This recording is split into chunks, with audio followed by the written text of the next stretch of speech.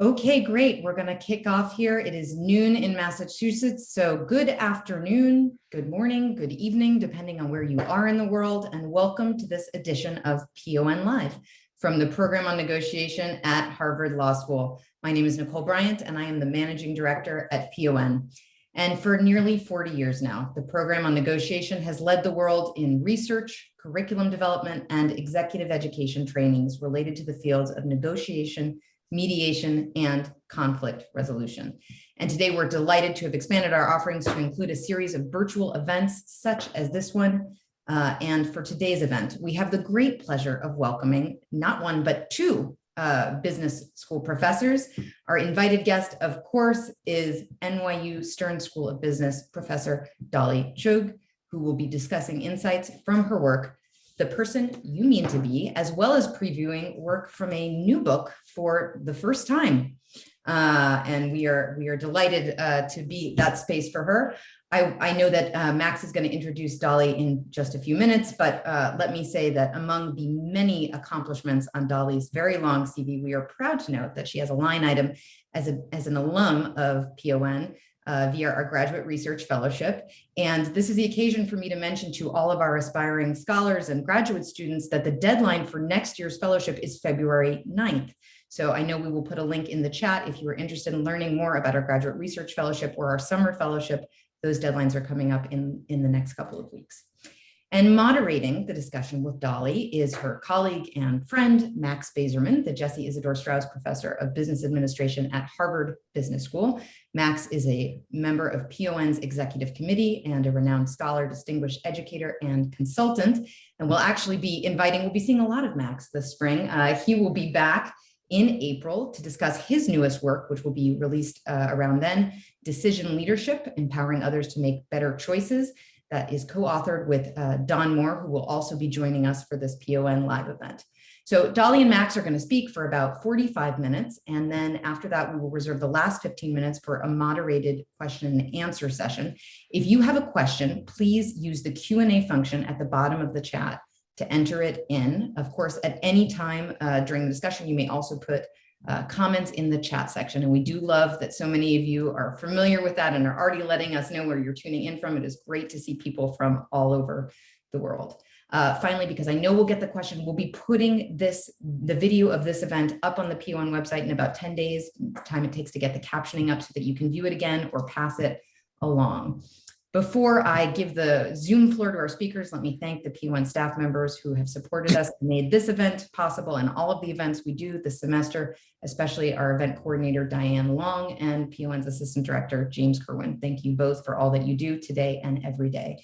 And now I will turn over the Zoom microphone to Professor Max Bazerman. Thank you, Nicole, and thank you to everybody at PON for creating great events and for giving me the opportunity to talk to Dolly, one of my favorite people. So Dolly is a Jacob B. Melnick Professor at NYU Stern School. In addition to having having held a PON fellowship, she also received her MBA and PhD degrees from Harvard, where I had the good fortune to be an advisor to her. As all of you know, she's the author of the very well-known book, The Person You Mean to Be, and the related TED Talk, which has close to 5 million views at this point. She's received lots of teaching and research awards, too numerous to tell you about. But as I was preparing for today, I saw she won the Siena Medal. And like some of you, I didn't know what the Siena Medal was, so I looked it up, and I just loved what I found. So I'm going to read this to you because I want to get it right.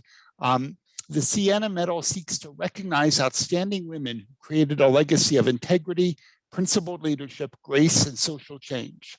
Medalists are forward-thinking visionaries representing the best of humanity and the best of civility. And that is so much what I think about when I think about Dolly.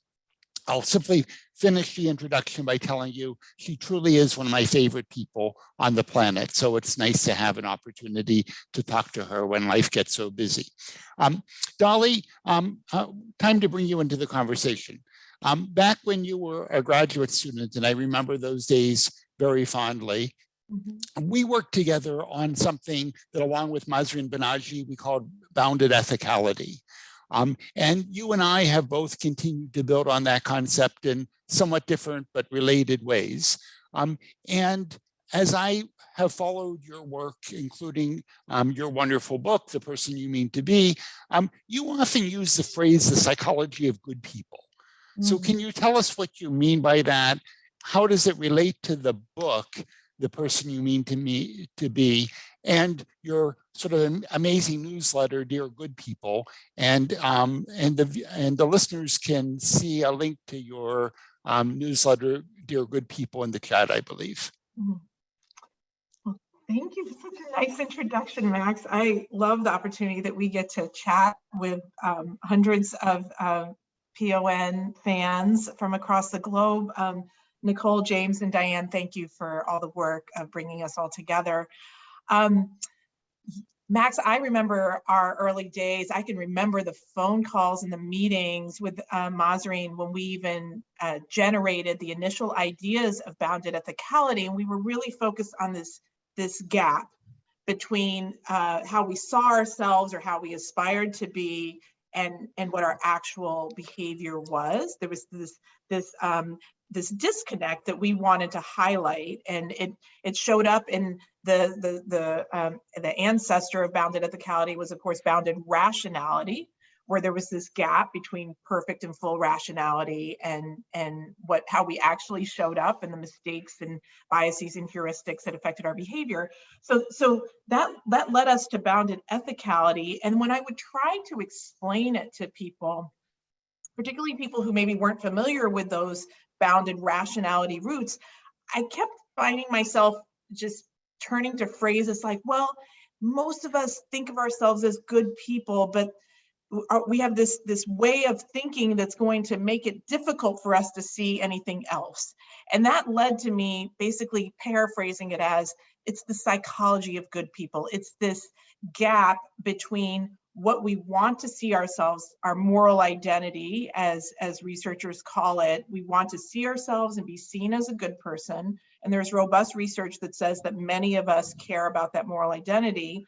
And yet we have also robust research that says we don't always pull it off, that we tell jokes that are hurtful to people, that we favor people more like ourselves, that we excuse our own tardiness but penalize the tardiness of others. There's all these ways in which we aren't showing up as the good person we mean to be. And so the psychology of good people relates to my book and my newsletter in that I personally am grappling with that. Like I see myself, I start teaching in person next week for the first time in 2 years, and I'm like remembering all the mistakes I used to make when I wasn't on Zoom with people's names in front of them, where I would sometimes confuse two Black students for each other who really looked nothing alike, but I had some mental heuristic that I was grouping people together by race and therefore making mistakes. That's not the person I mean to be. I see myself as a good person. And when that mistake is pointed out to me, my instinct is to defend my good person identity. That's the core of the psychology of good people and the core of what I am interested in exploring intellectually and personally. Dolly, you've used the term good person a number of times.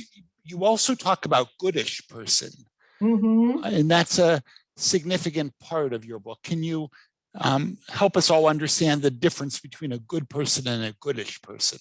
Absolutely. So the title of my book, the subtitle is, it's The Person You Mean to Be, subtitle, How Good People Fight Bias.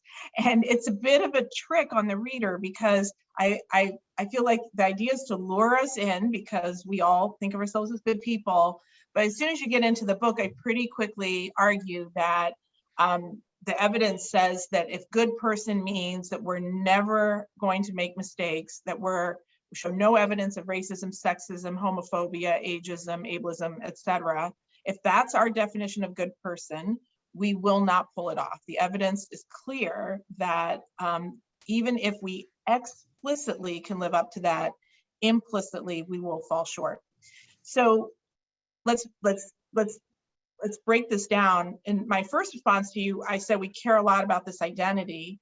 In my second response to you, I've said, and yet there's no way we're going to pull it off with perfection, that triggers a very brittle, like, defensive response when there's an opportunity to see a mistake we've made, to improve, to learn, to repair, to apologize. So what I'm proposing is that we use the work of Carol Dweck and colleagues on growth mindset versus fixed mindset. Instead of having a fixed mindset, which is this brittle good person identity, either I am or I'm not, there's no room for growth or feedback. Instead, we take a growth mindset, one in which we see ourselves as a work in progress. And I call that being goodish. And in a goodish mindset, what we are doing is, when we make mistakes, rather than focusing on defending ourselves against this good person identity just shattering, we are instead saying, okay, there is a moment for me to integrate that and do better the next time, to be goodish as a work in progress. And what we know from the mindset research is that when we're in a fixed mindset, it could be about anything, math, public speaking, anything. When a mistake is pointed out, when you view yourself as in that mindset as it is what it is, or I am or I'm not, there's nowhere to go with it. So we just retreat from the task, or we blame others for our shortcomings, or we cheat. There's all sorts of ways in which we manage to protect that identity, but we don't actually do anything better on the task. What the research says in a growth mindset, and they even see it when they scan people's brains, when you're in a mindset of, oh, I can get better at this, when we make a mistake, we actually see brain activity sort of start to activate, because people want to learn from it and do better. And so being a goodish person means that we're viewing ourselves just like we do in most other parts of our lives. Like in our professional lives, we hopefully are better at our jobs now than last year. I mean, this is a bad example in a pandemic, but you know what I mean? Like in general, hopefully our trajectory is we're getting better. And I'm just applying that same concept to diversity and inclusion. I was struck by the number of times you use the word better. And as you know, my most recently published book started with the word better, and people who are your fans have read my book and said, Dolly talks about better. And I said, yeah, that's where I got my ideas from. So no, I was gonna say that's where I got my ideas from. No, I think I have the directionality right. But so your work on focusing on being better has truly inspired me in both my life and in my writing. So another distinction you make is between believer and builder. Mm-hmm. And just a quick anecdote. When I read Dolly's book for the first time, I finished chapter 7 a little bit crushed because I felt like I wasn't living up to the standard of builder. And then chapter 8 actually talks about me in a very positive light as a builder. But I think that also highlights the better part of it as we can move from believer to builder. But can you tell all of us this distinction and why you think that the believer builder issue is powerful? Yes, but first about that surprise chapter. So that was like this big thing as an author. Is usually if you're going to name someone you would check with them before you would publish a book with their name in it, or like personal experiences you'd had with them, and that is my normal practice. But in this case, I wanted to kind of surprise Max. So there was this like email going back and forth amongst a bunch of us grad students where I was consulting others to see how bad would it be if I didn't ask Max before I used him as a big case study in my book. And we all agreed that it would be okay and Max would forgive me. But I didn't know that Max was going to experience this believer builder concept in the chapters before his chapter. I didn't know he was going to categorize himself as being more of a believer, which is someone who espouses values and ideals where they believe in diversity, they believe in inclusion, they believe in equity. I mean, all the words feel true and feel like something that you identify with your own behavior.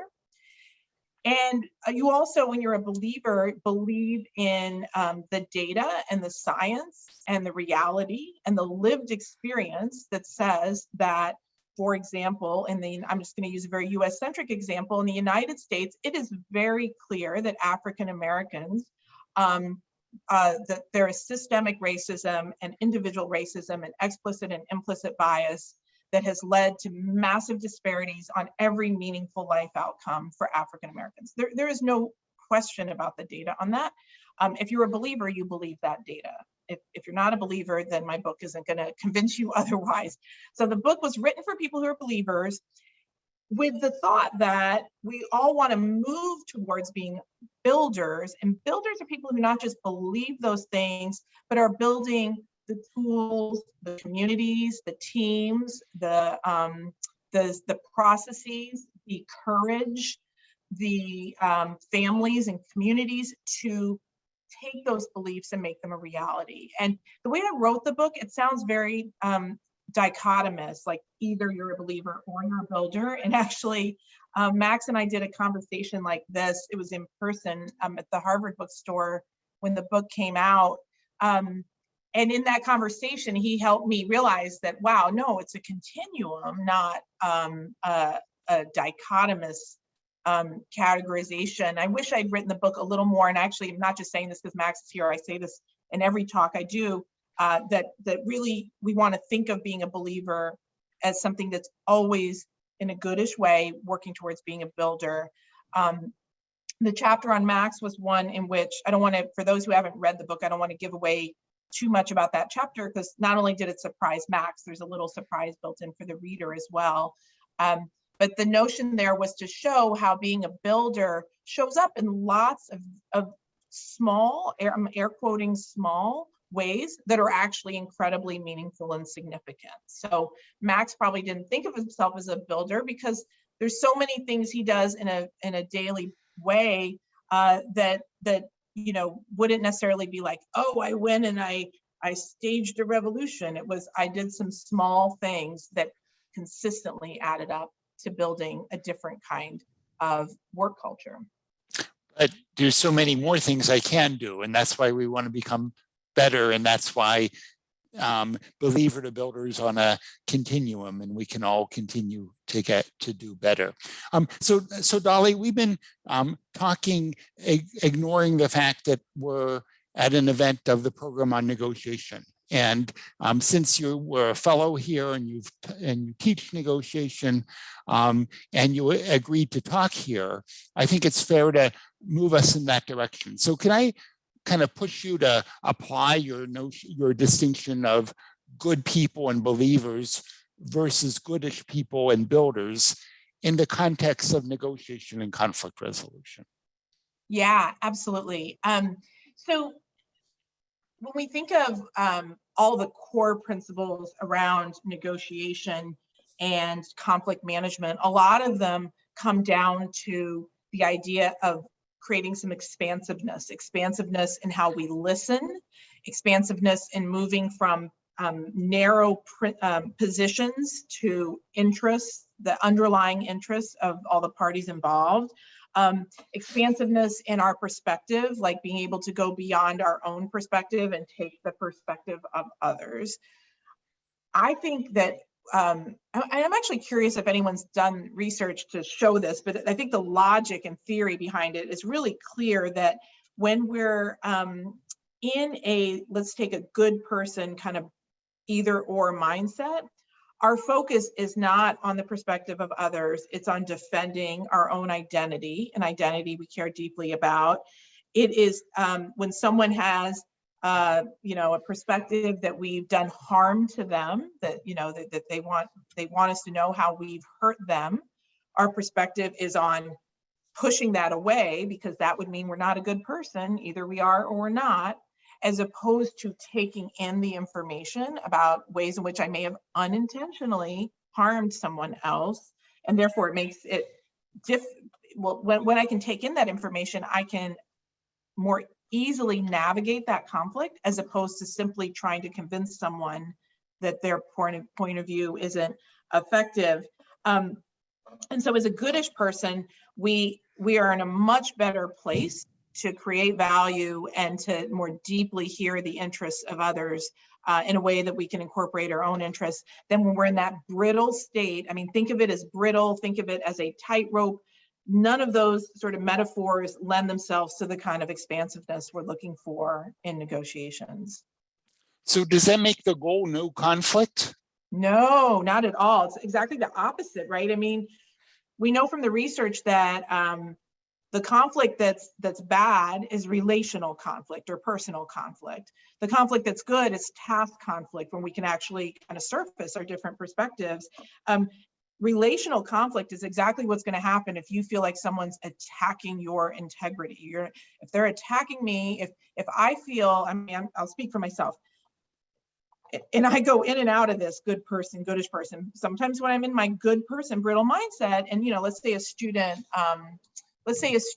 and this is a real story, a student emailed me and said, I was really surprised you assigned such a sexist reading for class next week. And I was like, what? Like, how dare they? And I was very brittle about it and very like pounding out an email that was like, listen, who do you, like the emails you shouldn't send to people, and feeling, my feminist self, and I'm raising feminist daughters and so on. I was not in any way able to process what she was saying to me. And then, just so I could prove her wrong, I like opened the reading and read what she was, and I was like, oh my God, this is like a reading I've read a million times. I've assigned it a million times. And, I've normalized sexism. I have my own implicit gender biases so deeply that I couldn't see what was right in front of me. And so that was feeling like a relational conflict. I felt like I was being personally attacked. And when I'm in that good person mentality, that's what I'm going to hear. On the other hand, conflict that is more like, hey, there's something you just couldn't see that I'm pointing out to you. That's a task-related conflict. We can actually grow from that. And I think that kind of conflict is the kind that's going to move justice forward, that's going to move us towards the things we care about as believers.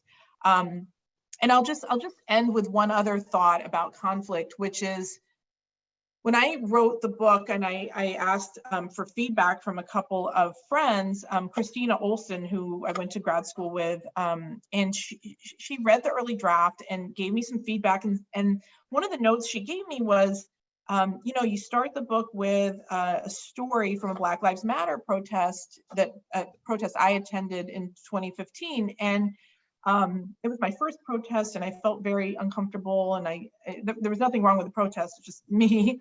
And I wrote about that in this introduction to the book, and she said, I think you are going to offend some Black Lives Matter, not offend, but they're not going to see you as supporting them. And I was like, wait, no, the whole thing was meant to be a love letter to them, like, the science and stories to support the movement. And she said, well, it's coming across as you saying, well, I don't really like conflict, so I'll let y'all do that, but, I'm out. And that's what led me to actually go back and edit and add a heat and light metaphor that a lot of folks have used. And the way I'm using it is the research on historical social movements shows that movements that rely only on light, meaning meeting people where they are, incremental change, teaching, discussion, we'll get there when we get there, versus heat, pushing past people's comfort level, confrontation, conflict, disruption, a tone you may not feel is appropriate. That's what heat sounds like.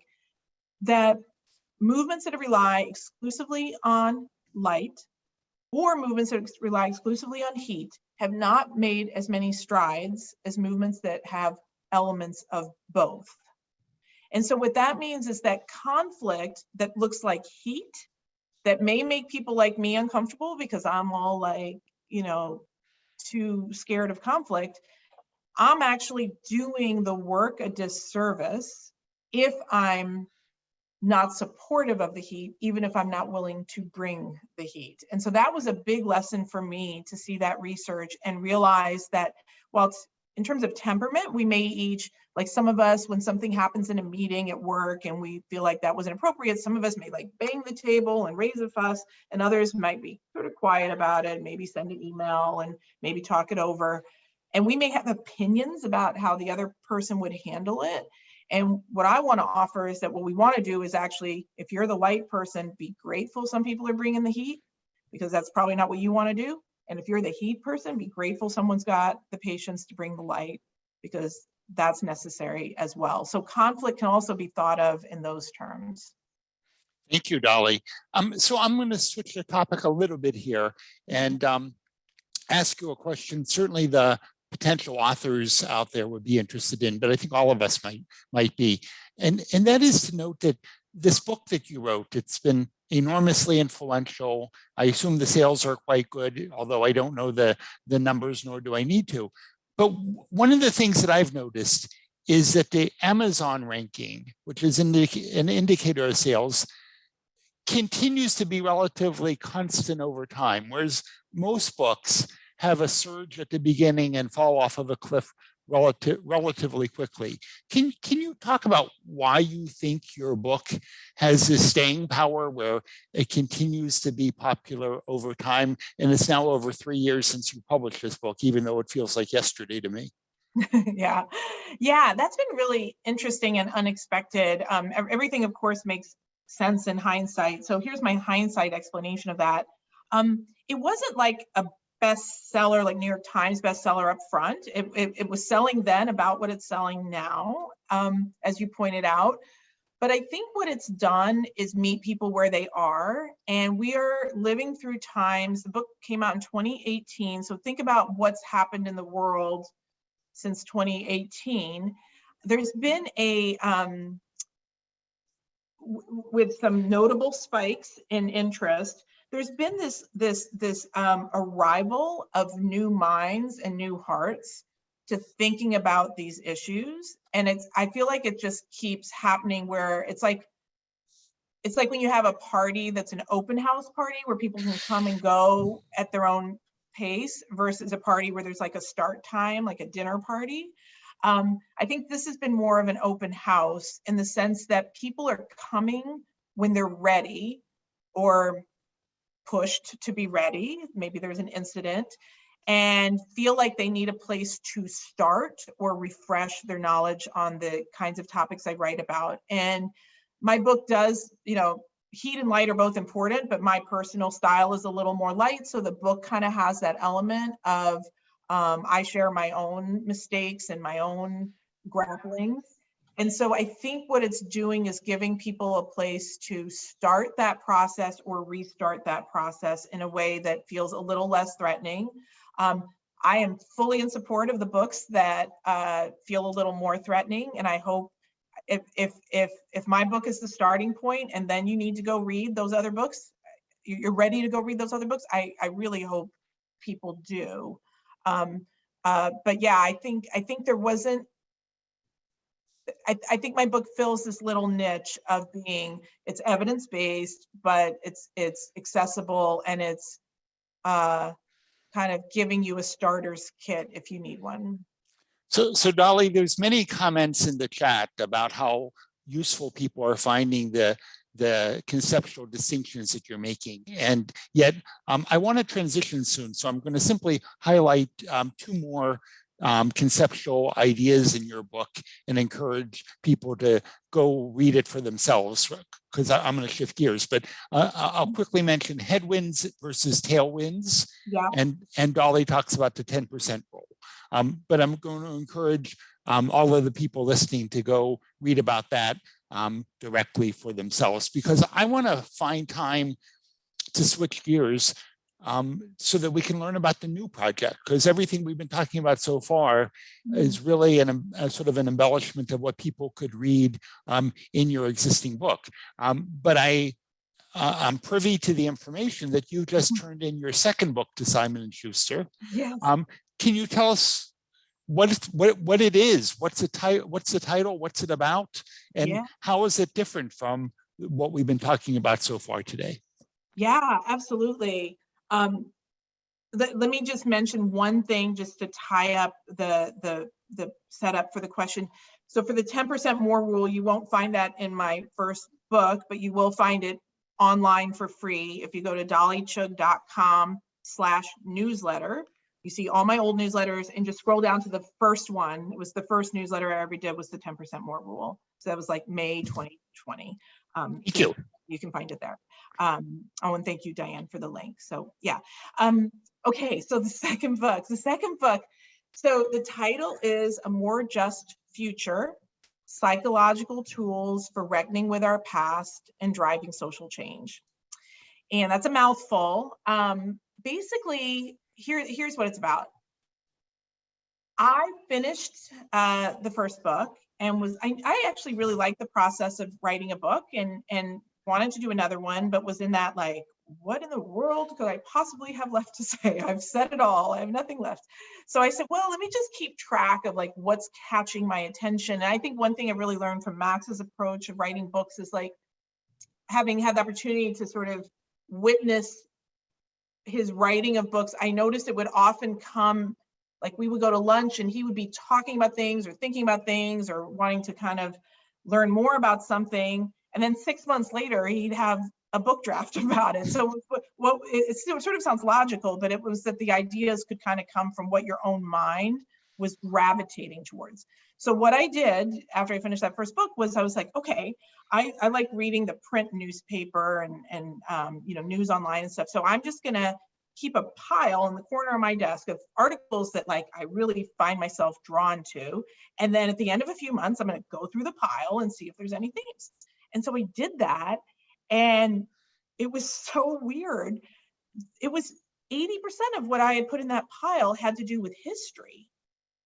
I am not a history buff. Like, I don't even know if I get the History Channel. I have no idea. Like, I was a very mediocre history student in high school. I attended, all my schooling was in the United States, and so it was American history for the most part.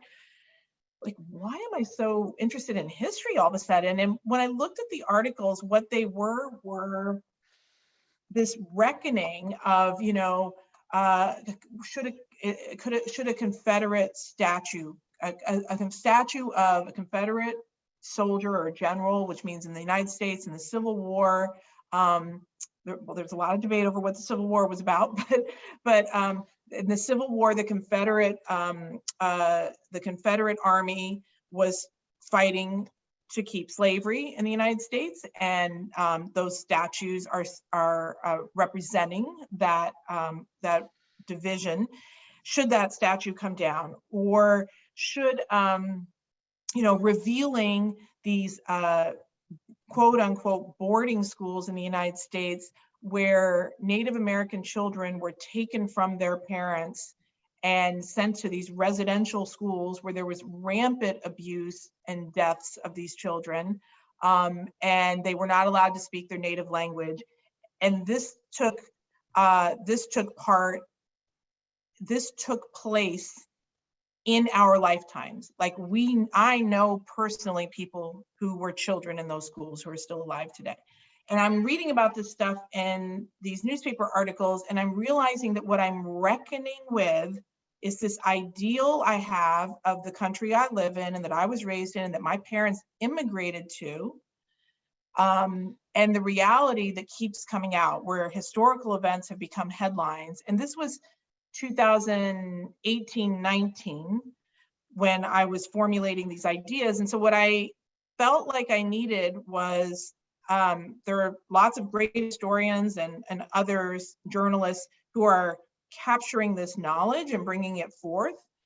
But I felt like there wasn't much to help with the shame and the guilt and the defensiveness that I was experiencing in reading about it, partially about the events ever having happened and partially about me not having known that the events ever happened. And partially about me not wanting to know, wanting to be like, no, like, don't tell me that about this country that is supposed to be, founded on these ideals of liberty and freedom and justice for all. And so the book is sort of where historians leave off. I think psychologists have a space to fill. with helping us navigate those emotions so that we learn more, not less. We unlearn some of the fables that in the United States we've grown up with.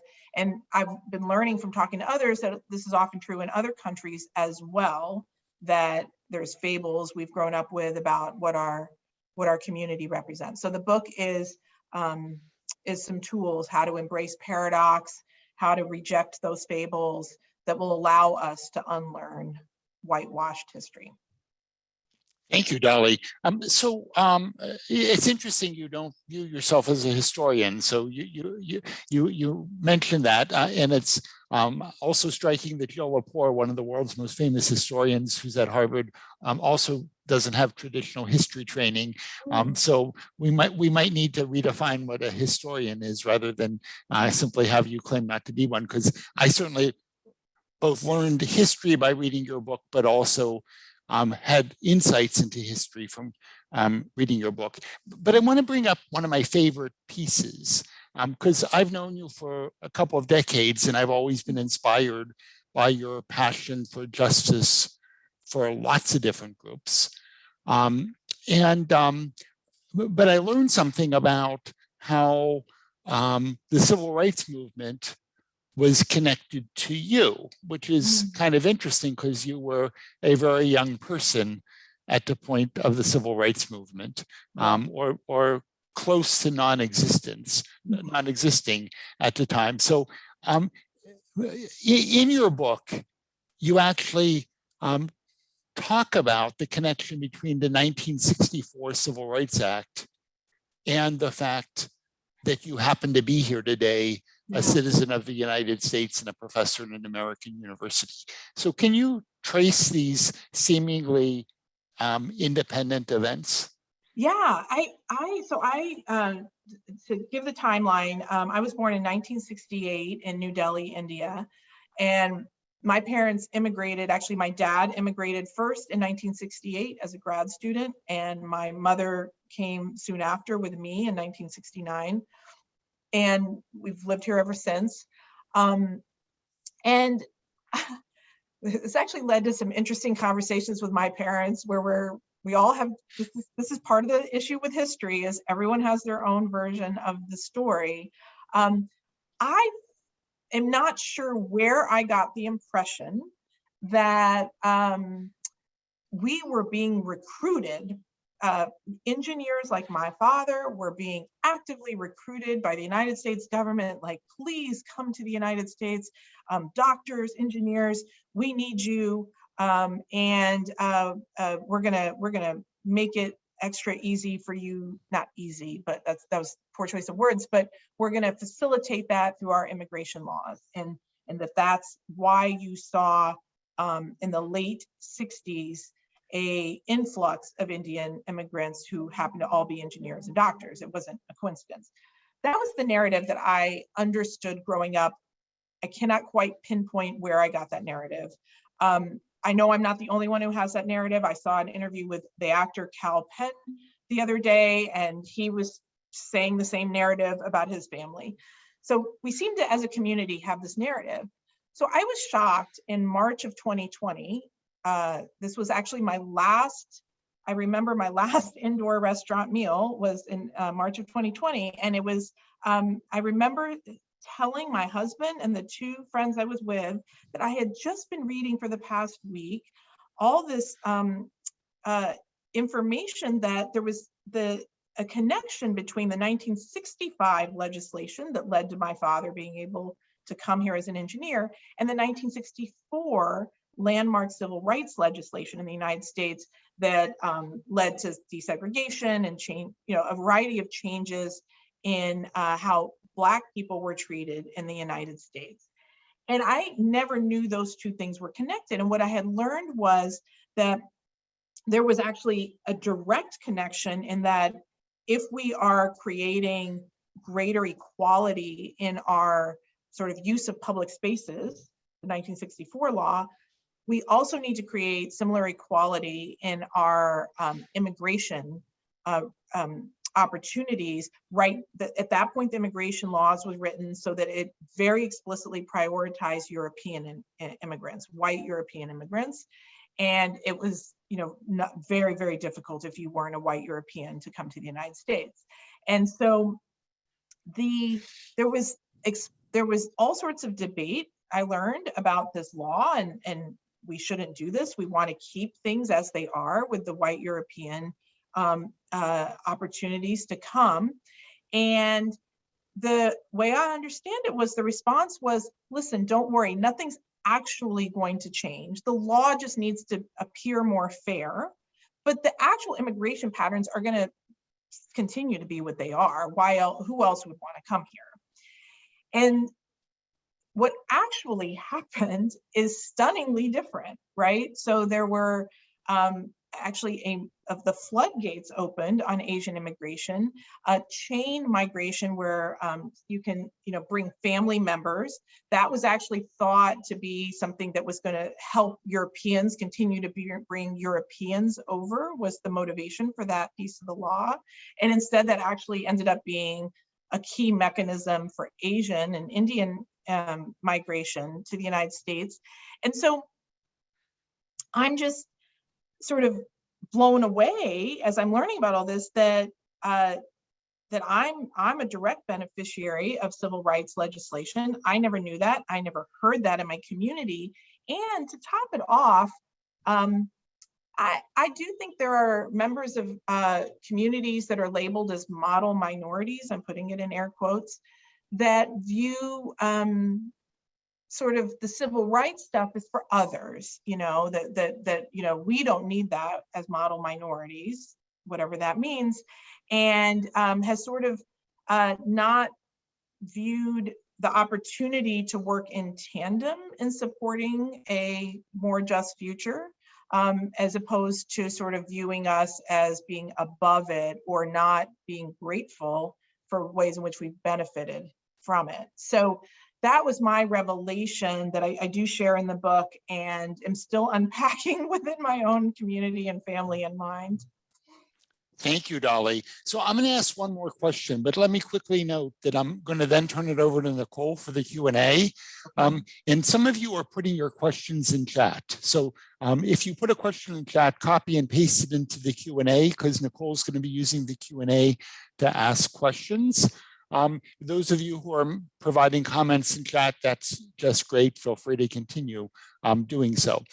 So Dolly, if you had a chance to see some of the early chat messages, the PON guests tend to tell us, offer greetings from all over the world.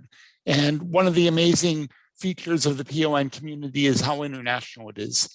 So most of the material that I read in your new book is about America. So my question for you is the book intended for an American audience, or does it help us understand the most important conflicts that we see throughout the world? Yeah, it is written with American and some Canadian examples. I saw in the chat about the Canadian residential schools, and I actually use that as an example as well. So the examples do tend to be American, Canadian centric, but I don't think the psychology is. The psychology, for example, that we want to see ourselves and our ancestors in a positive light. So I talk about the research on reflecting, basking in reflected glory. I think that research would apply broadly. I'm sure there are cultural differences and differences across different elements of like collectivist versus individualist orientation, but I think the principles would definitely apply. And when we look at conflicts, particularly historical conflicts across the world, there's often different narratives about what happened. And I talk in the book about a framework that Jonathan Jansen talks about in South Africa, which is he noticed he was a Black educator at the time when apartheid fell, and he was asked to be a dean in a white university, a historically white university, as apartheid fell. So he was watching with great interest how white, and I talk a lot about him and his example in the book. He he talks about, he noticed 3 narratives in how people talked about apartheid, young white people. Some of them talked about nothing happened. Some of them talked about something happened, but it's over now. And some people talked about something terrible happened. And depending on how they processed what happened in the past, it shaped how they moved into the future and the conflicts they had in their own minds and with their classmates. And so I think there's a lot that would be applicable. I wouldn't be very skilled at telling others how to apply it in their situations because I wouldn't know their specifics, but I bet others would read it knowing their specifics and see a lot that would apply. Thank you, Dolly. We'll look forward to seeing your book appear in print. And with that, I'll just say this has been a real treat. Always wonderful to talk with you. And I'll turn it over to Nicole for the next portion of the program. Thank you so much. Wonderful. Thank you, Max. It was great to listen in to that conversation. Dolly, we have a number of questions, and everyone, this is the time. We've got 15 minutes left. So if you have a question, please do let us know. I'm going to start with some questions about good versus goodish, because I think this is a term for people who are coming to it that really speaks to folks. So first question we had from Lars was about what to do when you have, failed to live up to the standards you've set to yourself, and how do you avoid being too harsh? How do you rebound and assure yourself and not get into the depths of despair? Any pointers on that front? Absolutely. Well, first you join the club with me because that's where I am, and it's a big club. What I have found helpful is that this is the difference between being in a good person mindset and a goodish person. When we're in the good person mindset, those failures really make it difficult for us to move forward. When we're in a goodish person mindset, that word yet is really helpful. Like, okay, I haven't gotten this right yet, or I haven't had the courage to do that yet, or I haven't learned about those issues yet. It means that we can still get there. The research on shame and guilt talks about how shame makes us feel bad about ourselves as a person, whereas guilt makes us feel bad about the thing we did, not our whole humanity. And so the problem with shame is that when we feel bad as an entire human being, we withdraw from the situation. So it's not that shame itself is actually bad. I mean, it's a good way as a society that we sort of know what's okay and what's not.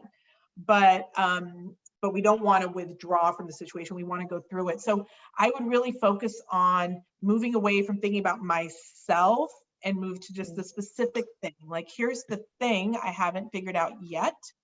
Now, here's what I'm going to do about it. And the 10% more rule, I'll just paraphrase it, that we mentioned earlier. It's that newsletter that's on the website, dollychugh.com/newsletter. The 10% more rule is if we try to do everything better right now all the time, we will not sustain it. We will not be useful. What we want to keep doing is 10% better than we did before. And as we know, compounding means if we keep doing that, we'll get a lot farther than if we just try to do everything at once. Yeah, that's wonderful. Thank you so much. And another person, I think there are a lot of people who clearly here who are trying to integrate these lessons and work towards being goodish. So one person who's asking about how we defeat hubris in that setting and make sure that we are working to avoid missing opportunities to be a builder. Yeah.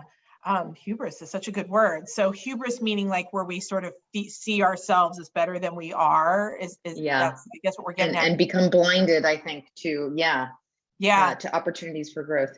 Yeah, well, it makes me think a little bit about, in the book I talk about cookie seeking, and it's not a term I came up with, but I do love it. It's and I wasn't able to figure out who came up with it, but it's used pretty frequently in activist circles.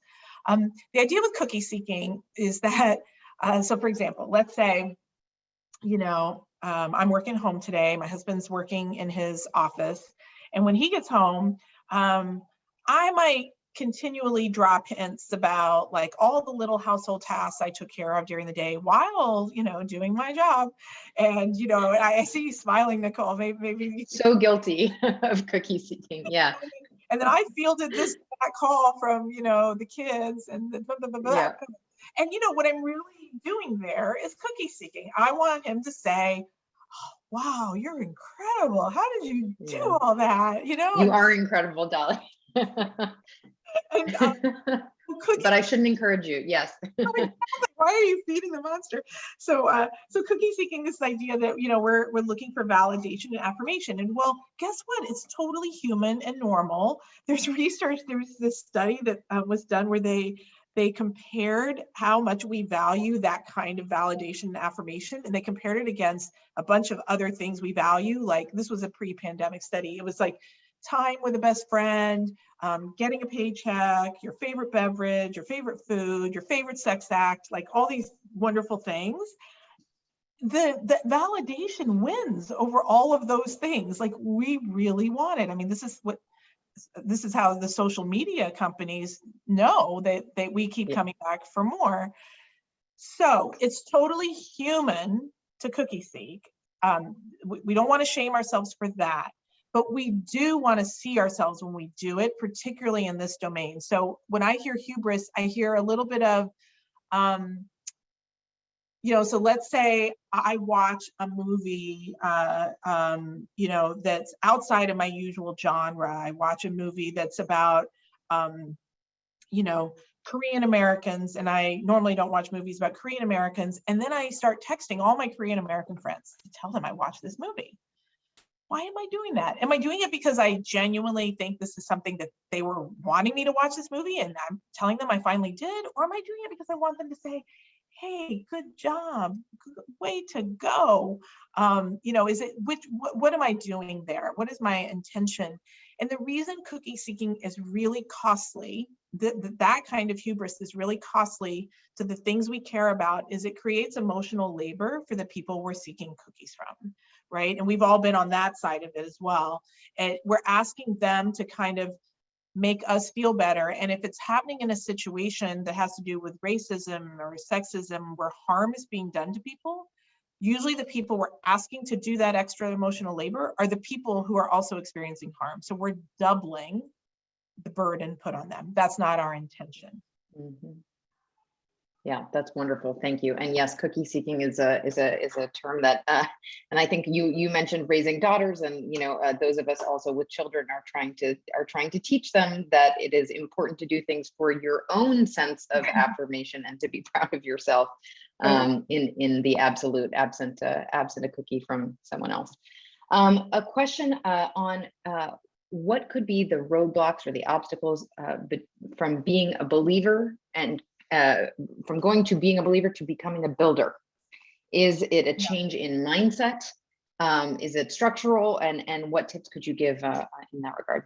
Absolutely.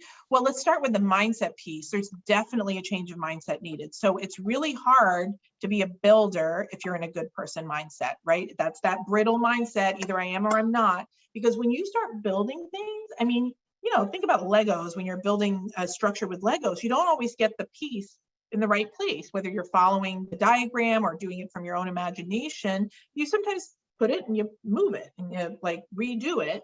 And being a builder means you need to be willing to iterate and learn from your mistakes. And so if you're in a good person mindset, forget it. You're never going to be able to pull it off. So moving from a believer to builder definitely means moving from being good person to goodish, a goodish person. So that is from an individual place where I would start.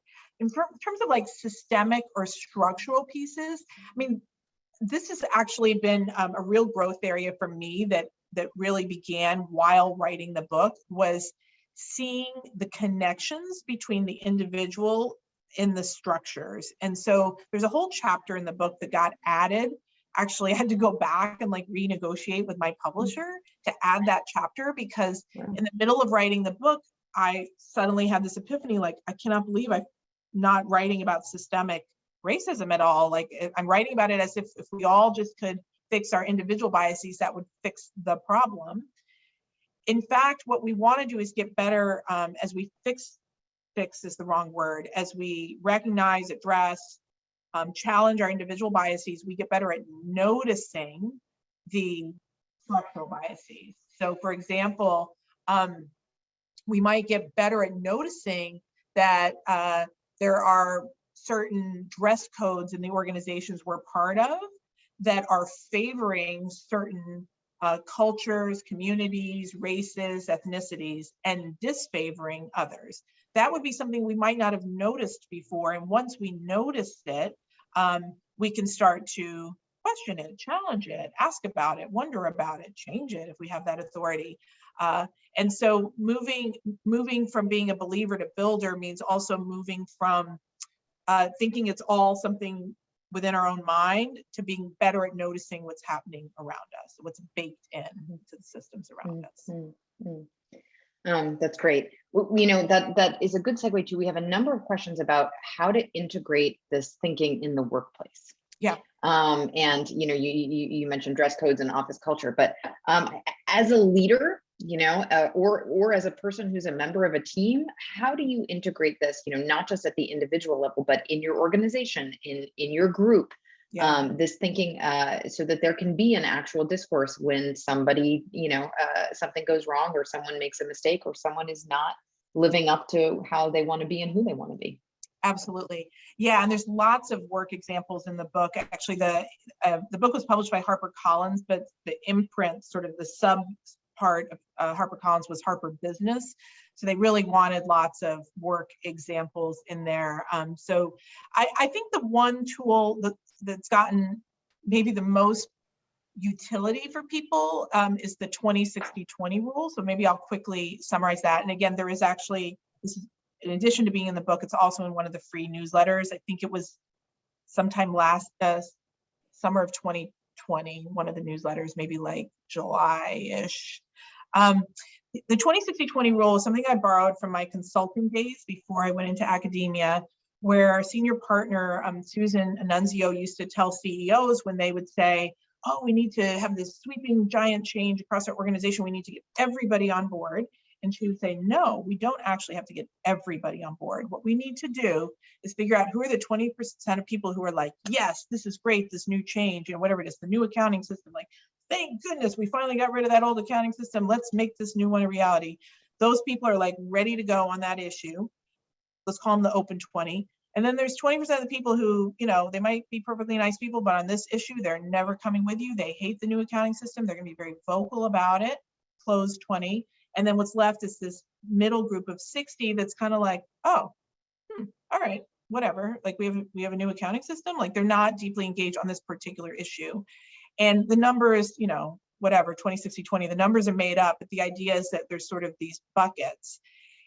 I like applying that rule on these kind of issues, particularly in the workplace, of trying to make a sense of, am I dealing with someone who's an open 20, a middle 60, or a closed 20? And if someone's an open 20, the rule of thumb is absolutely engage with them on this. Maybe just find an opportunity to pull them aside and say, I know you care so deeply about this, so I wanted to share with you something I noticed. If someone's a closed 20, these are, you know, at your family gatherings, the uncle you argue with at the table, and everyone's like, oh my God, here they go again. And, you know, and it just wears you both out, and like neither of you is your best self by the end. You're just your worst kind of argumentative self. We have to be careful with the closed 20 because they can suck a lot of resources out of you, and a lot of bandwidth and energy and stamina.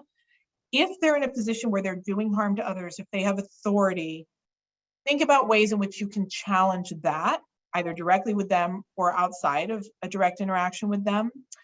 But don't spend too much energy trying to change their minds. That's probably not going to be as fruitful as engaging with the middle 60. The middle 60, that group that's not deeply engaged on this issue, that's the group that you actually can really influence, because they're going to go whichever way the wind goes, right? That's by definition what the middle 60 is.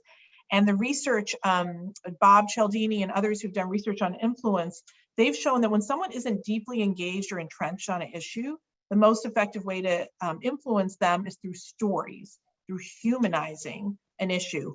So what you want to do is that middle 60 who's kind of quiet and you forget they're there, that's the group you really want to engage with. That's a 20-60-20 rule. Very, very useful, and thank you very much. We are at time. It has been a wonderful hour. Thank you so much, Dolly. Really, this was inspiring. And everyone, I would encourage you, we will put the link to Dolly's site one more time. It's come down 20 times, but we'll do it one last time, dollychugh.com, so that you can sign up for the newsletter, see a book, see when the new one is coming out, and continue to be involved. And thank you so much for your time. Thanks so much also to Max Bazerman for the thoughtful discussion we had. And as ever, we hope to see all of you again at future PON events, whether they are upcoming PON live events. Next week, we're featuring 2 of our graduate fellows, of which Dolly is one again, who will be presenting the work that they've done during their time at PON. We will also have former Harvard Law School Dean Martha Minow in about 2 weeks, along with Harvard Law School professor Gabriella Bloom and PON Executive Committee member. So a lot of great things coming up. We might see you at a PON Live. We might see you at one of our executive education trainings in person in May. And if you are in the Massachusetts area, maybe we'll see you shoveling snow this weekend. We are expecting a big snowstorm in Boston and around Cambridge. So good luck to everyone. Thank you so much for being with us as ever, and we hope to see you very soon. You will access this recording in about a week on our website. Take care. Have a great weekend, everyone. Thanks, Dolly. Thank you for having me. Thank you. you. Thank you, PON team. So wonderful. Thank you.